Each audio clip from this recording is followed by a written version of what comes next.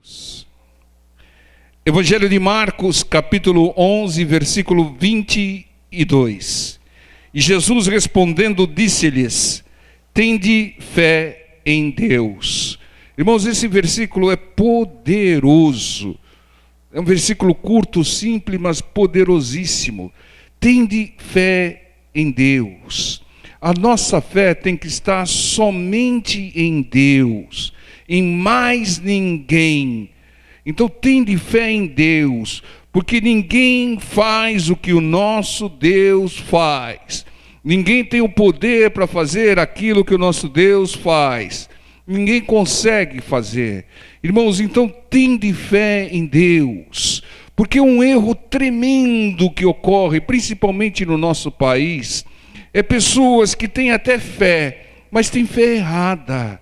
Tem fé num pedaço de gesso, tem fé num pedaço de pau, tem fé numa imagem, tem fé até na nossa irmã que gerou o Senhor Jesus, tem fé em mortos, tem fé em espíritos, tem fé em pessoas, tem fé em líderes de igreja. Não, irmão, está tudo errado. A nossa fé tem que estar focada, centralizada e totalmente em Deus, porque Ele nos deu a vida e Ele vai nos dar a vida eterna. Então a nossa fé esteja sempre em Deus. Não, nós vamos usar pessoas até um certo limite. Nós vamos confiar em algumas pessoas até o limite que a pessoa tem, vamos dizer assim, uma especialidade. Você tem muitas vezes que recorrer ao médico e confiar em alguns tratamentos, mas a sua fé tem que estar em Deus, porque Ele faz todas as coisas e sempre faz o bem. Ele traçou um plano maravilhoso para a vida de cada um de nós, com inúmeras etapas, inúmeros propósitos, e os propósitos de Deus são soberanos, vão se cumprir. Entendam? É como a gente pregou outro dia a respeito de Provérbios, né? O homem pode fazer sonhos, maquinações, projetar isso, fazer planos, mas o que vai persistir é o plano de Deus, irmão. Porque Deus é soberano. Ele traçou um plano para você antes de você nascer. Entenda, e esse plano está se cumprindo na sua vida. Sabe por que eu sei que esse plano está se cumprindo na sua vida? Porque você está aqui, na casa do Senhor, louvando, glorificando o Senhor e ouvindo a palavra do Senhor. Isso traz uma certeza que nós estamos no plano de Deus. Aqueles que estão no mundo, aqueles que estão em trevas, estão perdidos, eles estão arredios do plano de Deus. E Deus vai agir para enquadrá-los, como agiu para nos enquadrar, né? Mas Deus não força ninguém. Amém, irmãos? Então, tende fé só em Deus. E no versículo 23 diz: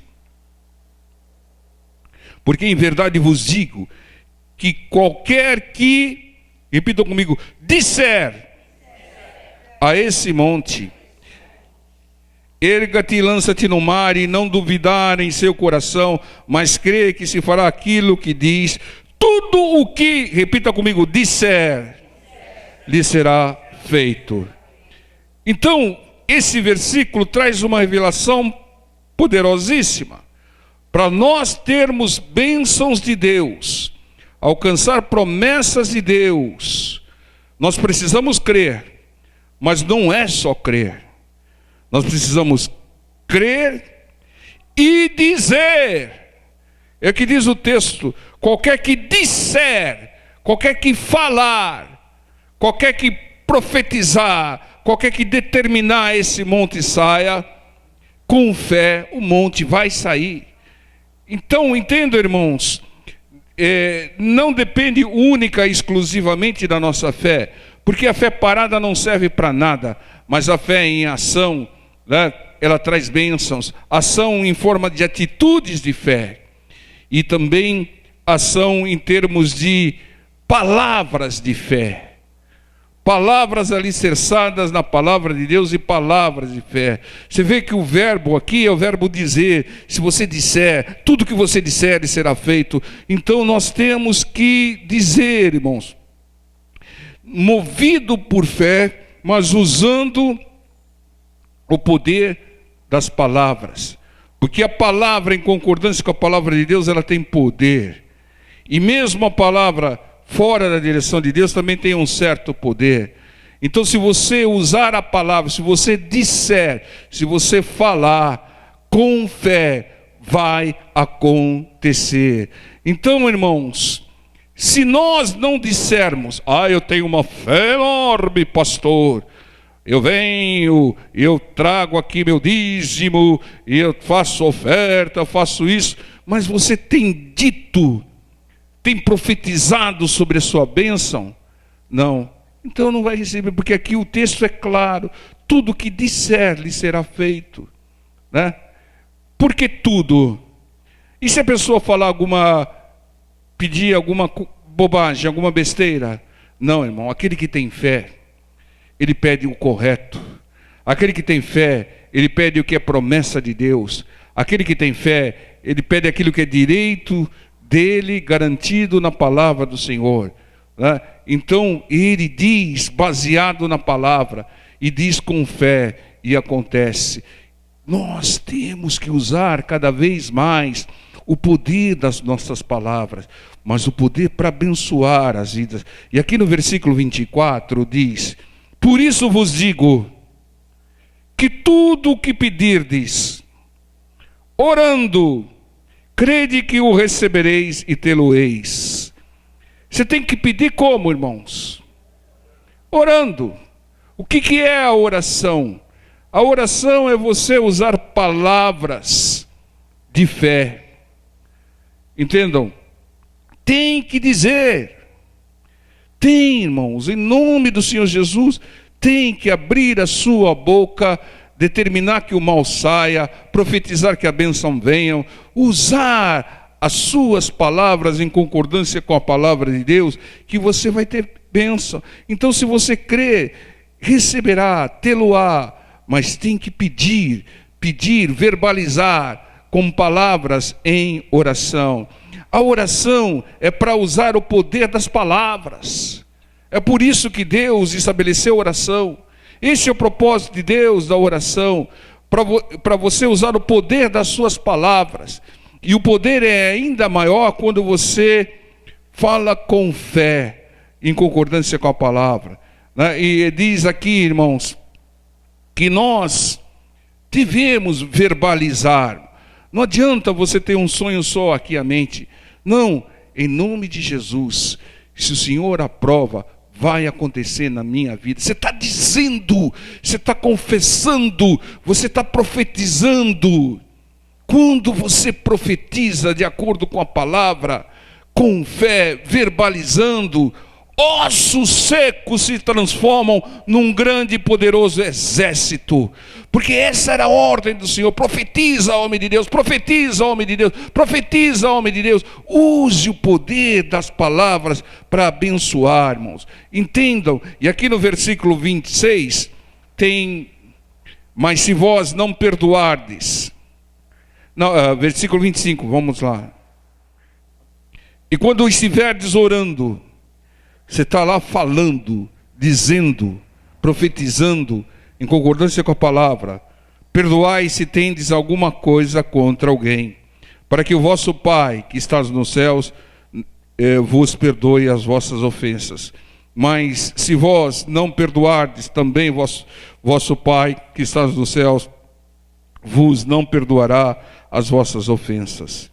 Entenda, irmãos, quem não perdoa, não crê na palavra de Deus. Não importa o que te fizeram, perdoe, perdoe e perdoe. Mostre que você crê na direção de Deus. Porque se você não perdoar, não recebe perdão. Se não semear perdão, não colhe perdão.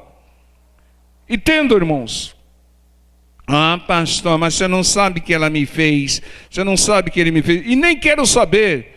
O que eu quero saber é o que está escrito, o que está escrito e o que está escrito. Perdoe. Seja um pouco inteligente. A sua luta não é contra pessoas. Você tem que amar as pessoas. Tem que amar o próximo. Pode ser o próximo mais criminoso que for. Ame-o como Deus o ama.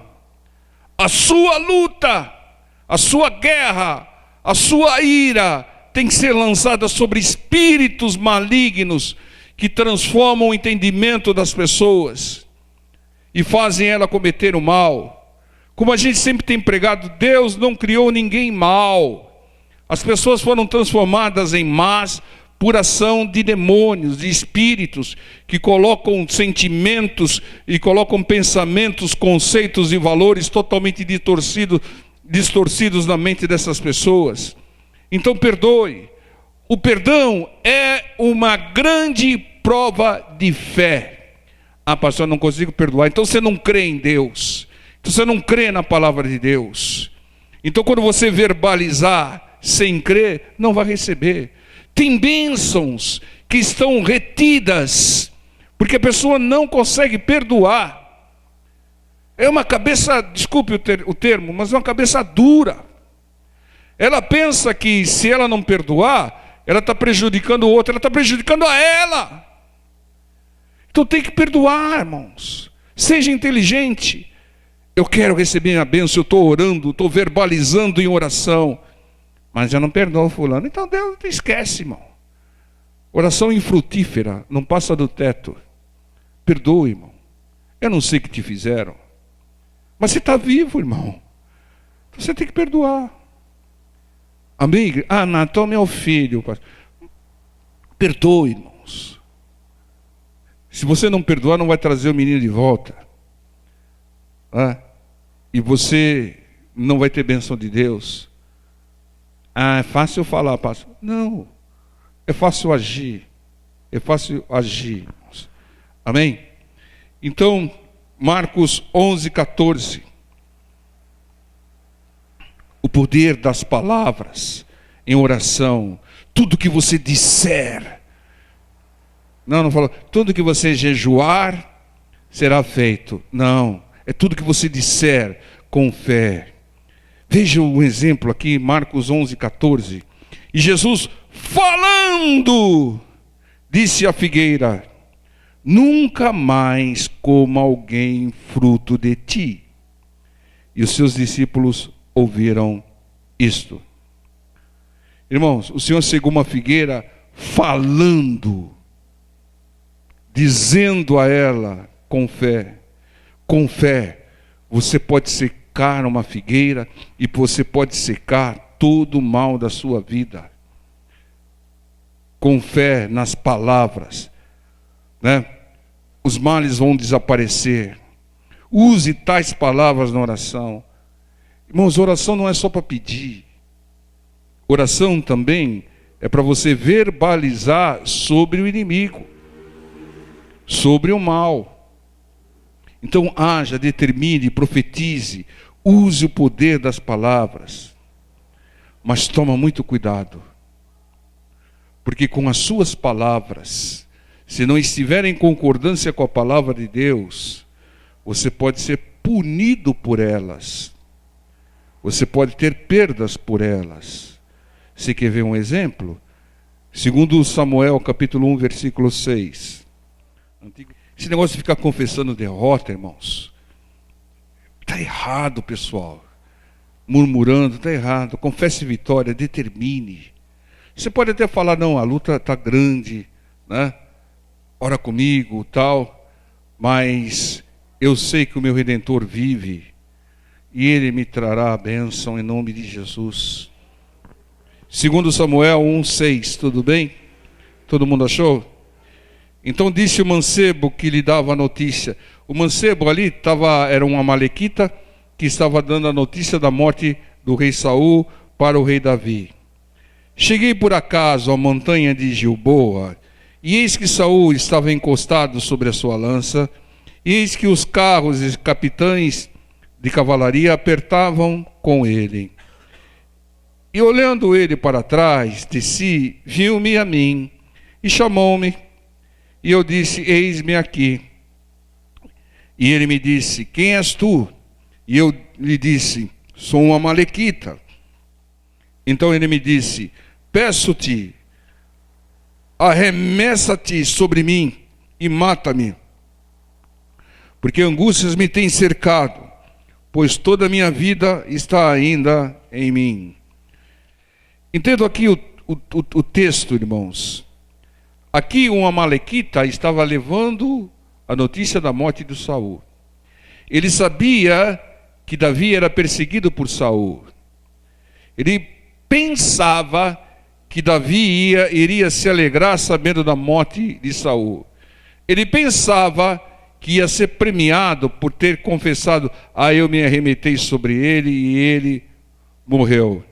Ele pensava tudo isso. Mas Davi sabia que aquele relato era mentiroso. Ele sabia que Saul jamais ia pedir para um estrangeiro, um amalequita, lhe matar. Ele pediu para o seu pajem de armas. E ele se recusou. E depois ele se suicidou. Então Davi sabia que aquele relato era mentiroso. Sabe o que Davi fez? Mandou matar esse mensageiro. Pastor, mas ele não matou Saul, o relato dele era mentiroso. Sabe por quê? Porque a palavra do Senhor diz que não deve se tocar no ungido do Senhor. Dos meus ungidos cuido eu, Senhor. Mas essa pessoa, mesmo não ter tocado no Saul, ele disse, ele confessou ter matado Saul, coisa que ele não fez. E Davi sabia que ele não tinha feito. Mas mesmo assim, Davi mandou matá-lo, executá-lo. Sabe por quê? Por causa das palavras dele. Por causa da mentira que ele contou. Então, entendam, irmãos, as palavras condenaram essa pessoa. Muitos são condenados pelas palavras. Entendam? Ele mentiu, dizendo: eu matei um ungido de Deus. Ele mentiu, mas mesmo assim, mesmo Davi sabendo que ele não tinha matado, mandou matá-lo. Porque ele disse, ele mentiu dizendo que tinha matado. Entende, irmãos? É claro que a gente não tem que falar do ungido do Senhor, né, irmãos? Não fala mal do pastor, não. Tá? Tem outro caso. Ananias e Safira foram mortos por causa das palavras. Mentiram ao Espírito Santo de Deus. Irmãos, a pior maneira de você usar a palavra é com mentira. Porque mentira é a filha caçula do diabo. Por que filha caçula? Porque tem perna curta, né? Então, a mentira é filha do diabo. E quando você mente, você está usando a filha do diabo. Você está falando palavras do diabo. E não está falando as palavras de Deus. Nós somos de Deus, nós temos que falar aquilo que está escrito. E não aquilo que o mundo diz. Eu ia falar uma coisa aqui, mas eu estou com medo de levar uma sapatada, uma sacolada, umas bolsadas aqui, nem vou falar. Nem vou falar. Eu ia falar do Facebook. Quanta bobagem, quanta besteira, quantas mentiras tem ali. Irmão, verdade é a palavra de Deus. Toma cuidado, irmãos, para não ser manipulado pelo inimigo, pelas redes sociais. Eu vi uma frase tão bonitinha. Aí você analisa a frase, ela está transgredindo a palavra e a pessoa nem percebe. Atrás de um grande homem existe sempre uma grande mulher. Atrás de um grande homem tem um Deus poderoso, irmão. A sua confiança tem que estar no Senhor. Amém, irmãos? E tem outras aí, né? Aquele lá, o clássico, aquele que eu fico tão irritado com essa frase, que até o Senhor maravilhoso me fez esquecê-la. Então nós temos que usar o poder da palavra, pessoal. Mas usar o poder da palavra de acordo com a palavra de Deus. E não com mentiras, com enganos. Lembrei da frase. Senhor, é para alertar seu povo. Me irrita tanto essa frase. Contra fatos não há argumento. Que besteira, irmão. O diabo produz tanto fato aí. Contra a palavra de Deus é que não há argumento. Mateus 26, 24. Em verdade, o Filho do Homem vai, como acerca dele está escrito. Tudo que está escrito se cumpre, irmão. Mas ai daquele homem, por quem o Filho do Homem é traído. Não traia o Senhor, irmãos, não traia. Você sabe o que o Senhor diz? Depois nós vamos estar vendo isso. Bom seria para esse homem se não houvera nascido. É melhor não nascer do que nascer e trair o Senhor. E trai o Senhor aquele que transgride a palavra. Né? E respondendo Judas, o que o traía, o texto é bem claro, quem traía era o Judas, e ele disse, porventura sou eu, Rabi? Cara de pau. E ele disse, tu o disseste. Quando alguém fala para você assim, você acha que fui eu? Tu o disseste. Você confessou com essa pergunta. Aquele que traía o Senhor pela sua própria boca confessava.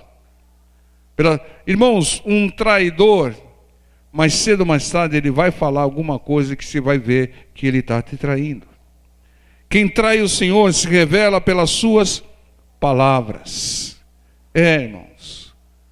Então muitas vezes você esteja atento, às vezes a pessoa não tem entendimento. Uma pessoa que tem entendimento e fala algumas coisas, você fala, esse daí não tem conversão não. Irmãos, é fácil.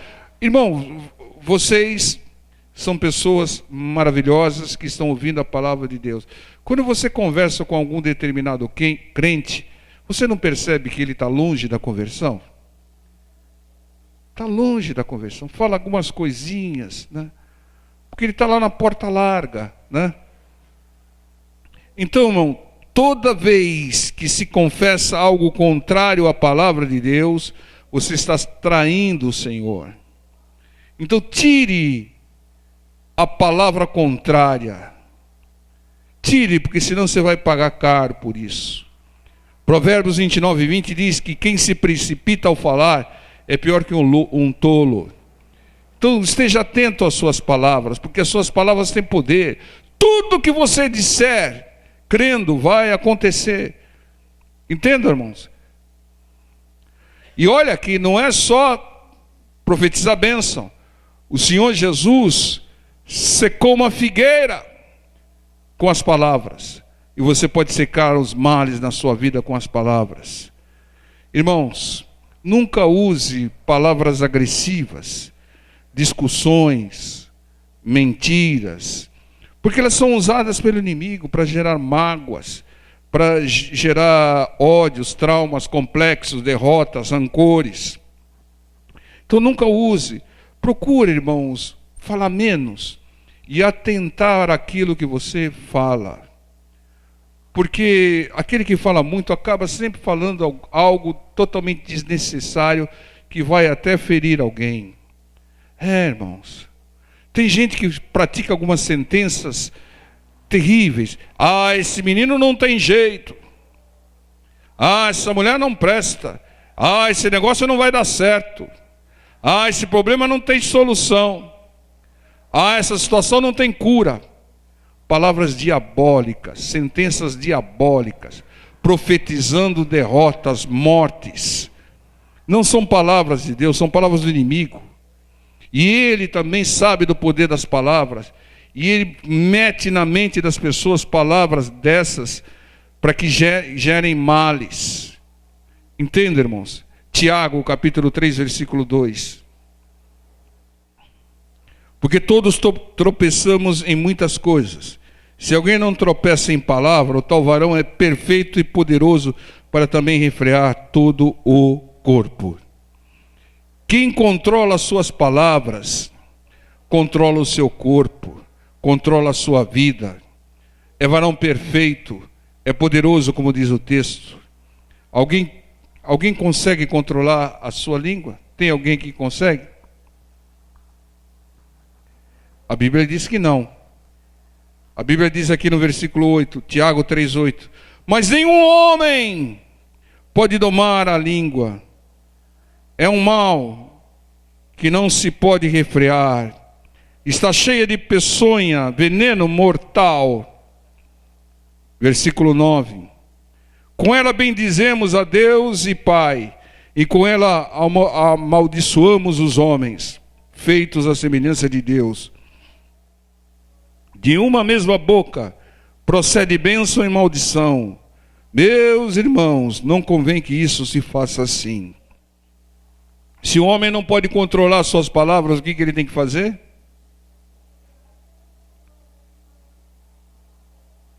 Se o homem não consegue controlar as suas palavras, o que ele deve fazer? Entregar o controle das palavras a Deus, ao Espírito Santo de Deus. O que significa isso, pastor? É você falar tudo segundo a palavra de Deus. Seja um repetidor da palavra de Deus. Não precisa citar nem o capítulo, nem o versículo, mas responda de acordo com a palavra de Deus. Quando alguém vier com uma malícia, diga: tu disseste. Entendam? Não confesse derrota. Confesse aquilo que diz a palavra, porque a palavra é a verdade absoluta. Retrata-se toda vez que falar algo contrário ao Senhor. Falou alguma coisa contrária à palavra? O Senhor me perdoe em nome do Senhor Jesus. E confesse a palavra. Irmãos, o Senhor Jesus, Ele veio com a prioridade de entregar a palavra do Senhor, o Evangelho do Reino. O Senhor Jesus, raramente, muito raramente, Ele fazia milagres sem usar a palavra. Raramente. Vai, o teu filho vive. Grande é a tua fé, ó mulher. A tua fé te salvou. Vai, seu filho está curado. Ele sempre usava a palavra. Raramente ele curou sem usar a palavra. Na ressurreição de Lázaro, usou a palavra: Pai, graças te dou por ter me ouvido. Tirai a pedra. Lázaro, sai para fora. Ele usava a palavra. O filho da viúva de Naim, ele ressuscitou: levanta-te, mancebo. Entenda, irmãos? Quero, seja limpo. Talvez você não encontre um exemplo que o Senhor curou, abençoou, fez um milagre, sem usar a palavra. Então a palavra é fundamental para que os milagres ocorram. Sem o uso da palavra, o Senhor não faria 99% dos seus milagres. Entendam? E teve um homem que agradou-se, maravilhou o Senhor Jesus, quando ele disse: basta a sua palavra. E os discípulos do Senhor faziam o mesmo. Não tenho prata, não tenho ouro, o que eu tenho eu te dou, em nome de Jesus. Levanta e anda-te. Enéas, Jesus Cristo te dá saúde. Menina, ressuscite. Sempre usando a palavra. Se não usar a palavra, vai ficar difícil. Porque tudo que você disser crendo vai acontecer, se estiver em concordância com a palavra de Deus. Não adianta falar: Senhor, faça cair fogo do céu na cabeça do meu chefe que me persegue, aquele cabeçudo, Senhor. Isso é palavra do inferno, irmão. Querendo amaldiçoar a pessoa. Isso não é palavra que tem que dirigir a Deus. Senhor, converta aquele meu chefe, Senhor. Eu o amo apesar de toda perseguição. Pai, ele está enganado, ele não tem entendimento algum. Alcance a vida dele. Tá? Faça como aquela Sírio-Fenícia nós pregamos hoje de manhã. Senhor, filho de Davi, tem misericórdia de mim, que a minha filha está miseravelmente endemoniada. Eu saí de casa, ela estava vendo novela. Está miseravelmente endemoniada. Né? Aí o Senhor fez um teste com ela e falou: grande é a tua fé. Vai, que seja feito assim como tu queres, disse o Senhor. Entenda, irmãos, essa é a direção de Deus. Como é que você expulsa demônio, irmão? Calado? Demônios saiam em nome de Jesus. Mas vejam, procure os textos que o Senhor Jesus expulsou demônios, que os demônios não saíam com a presença do Senhor Jesus. Lá no endemoniado gadareno quis até argumentar: deixa a gente entrar nos porcos, tal, não sei o que lá. Eles não saíam com a presença, eles saíam quando o Senhor ordenava: espírito imundo e surdo, saia. Entendam, é o poder da palavra que expulsa demônios. Aquele mensageiro amalequita usou a palavra para tentar enganar, mentir e pereceu. Não use para tentar enganar ninguém. Use a palavra de acordo com a palavra de Deus para gerar bênção na sua vida, na sua família, em todos aqueles que te cercam. Não despreze o poder das palavras. Não fale palavras negativas, palavras de derrotas. Não chame a existência o mal. Satanás está atento, ele coloca pensamentos na sua mente para que você profetize males. Não tem jeito, não vai dar certo, e vai por aí afora. Confesse aquilo que está escrito, que é a verdade, que é a palavra do Senhor. Use as suas palavras em concordância com a palavra e determine com as suas palavras, profetize com as suas palavras as bênçãos em o nome do Senhor Jesus. Amém? Vamos ficar em pé, vamos estar orando em nome do Senhor Jesus.